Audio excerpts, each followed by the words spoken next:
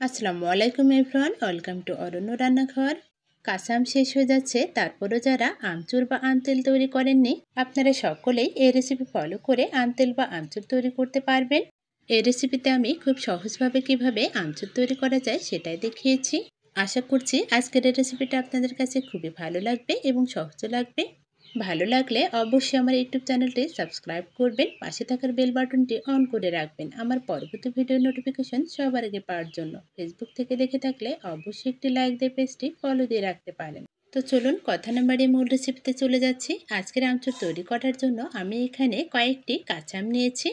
আপনারা আপনাদের সুবিধা অনুযায়ী আমগুলো কমিয়ে বাড়িয়ে নিতে পারেন। এখন আমি আমগুলোকে খুব ভালোভাবে চুলে নেব।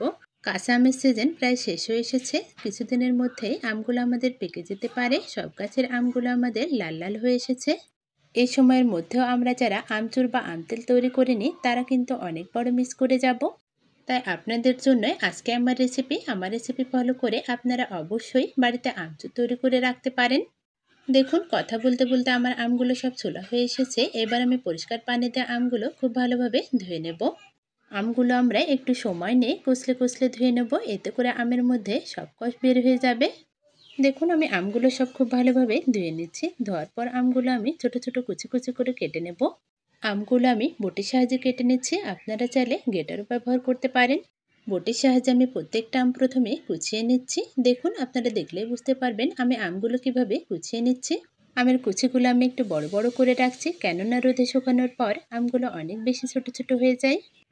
দেখুন, আমার একটা আম কুচানো হয়ে এসেছে। আমের বাড়েও যতটুকু অংশ লেগেছিল সেটাও আমি বটির সাহায্যে উঠিয়ে নিচ্ছি।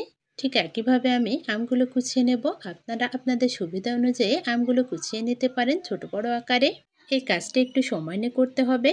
একটু সময় নিয়ে এখন যদি আমরা আমচুর তৈরি করে রাখি তাহলে সারা বছর খিচুড়ি কিংবা আলু ভর্তার সাথে আমের স্বাদ পেতে পারি। দেখুন, আমি সবগুলো আম কুচিয়ে নিয়েছি। এখন আমের মধ্যে আমি সামান্য পরিমাণ হলুদ গুঁড়া মাখিয়ে নেব।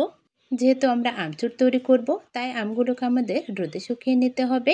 রোদে শুকানোর আগে অবশ্যই আপনারা আমের সাথে হলুদটা মাখিয়ে নেবেন, এতে করে শুকনো আমের কালারটা অনেক বেশি সুন্দর হয়। পরিমাণ মতো হলুদ দিয়ে উল্টে পাল্টে হাতের সাহায্যে আমগুলোকে খুব ভালোভাবে মাখিয়ে নিতে হবে। দেখুন, আমার আমগুলো মাখানো হয়ে এসেছে। এবার আমি আমগুলো রোদে শুকাতে দেব। তার জন্য এখানে আমি ছড়ানো প্লেট নিয়েছি। প্লেটের মধ্যে আমি আমগুলো পাতলা পাতলা করে ছড়িয়ে দেব। আমগুলো আমি খুব বেশি ব্রড করে দেব না, একটু পাতলা পাতলা করে ছড়িয়ে দেব, এতে করে আমার আমগুলো খুব তাড়াতাড়ি শুকিয়ে যাবে। আমচুর তৈরি করার যত রকম পদ্ধতি থাক না কেন, সনাতন পদ্ধতি আমার কাছে সব থেকে বেস্ট মনে হয়। রোদে শুকিয়ে যদি আমরা আমচুর তৈরি করি তাহলে আমরা আমচুরটাকে সারা বছর সংরক্ষণ করতে পারি। খেতেও মাশাআল্লাহ অনেক মজার হয়ে থাকে। দেখুন, আমার আমগুলো সরিয়ে নেওয়া হয়ে এসেছে। এবার আমি রোদে দিয়ে দেব। আমচুরগুলো আমি 4 থেকে 5 ঘন্টা রোদে দেওয়ার পর সারা রাত ফ্যানের নিচে রেখেছিলাম। এর মধ্যে আমচুরগুলো অনেক ভালোভাবে শুকিয়ে এসেছে। আমচুরগুলো মুচমুচে করে শুকানো যাবে না, একটু নরম অবস্থায় রেখেই শুকিয়ে নিতে হবে। দেখুন, আপনারা দেখলেই বুঝতে পারবেন আমি আমচুরগুলো ঠিক কতটা শুকিয়ে নিয়েছি। এবার আমচুরগুলো আমি তেলের মধ্যে ডুবিয়ে নেব। তার জন্য আমাদের এখানে কাঁচের বয়ম নিতে হবে।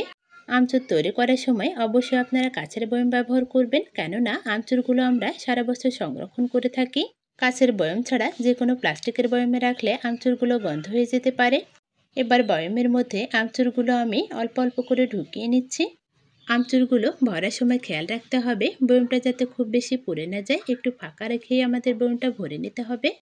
এবার আমি আমচুরের জন্য তেলটা রেডি করে নেব। তার জন্য একটা কড়াইতে পর্যাপ্ত পরিমাণ সরিষার তেল দিয়ে দিচ্ছি।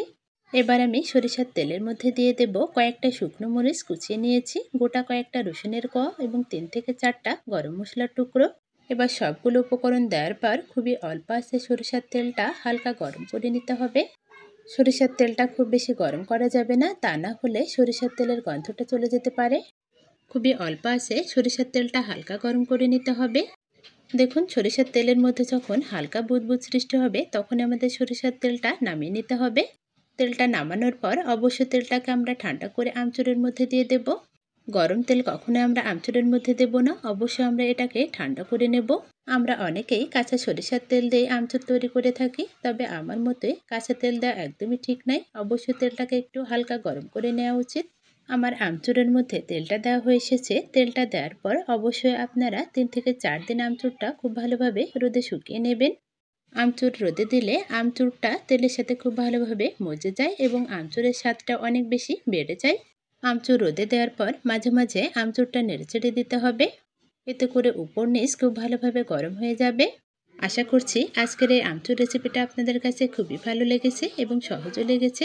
ভালো লাগলে অবশ্যই আমার ইউটিউব চ্যানেল ও ফেসবুক পেজটি ফলো দিয়ে রাখতে পারেন নিত্য নতুন রেসিপি পেতে।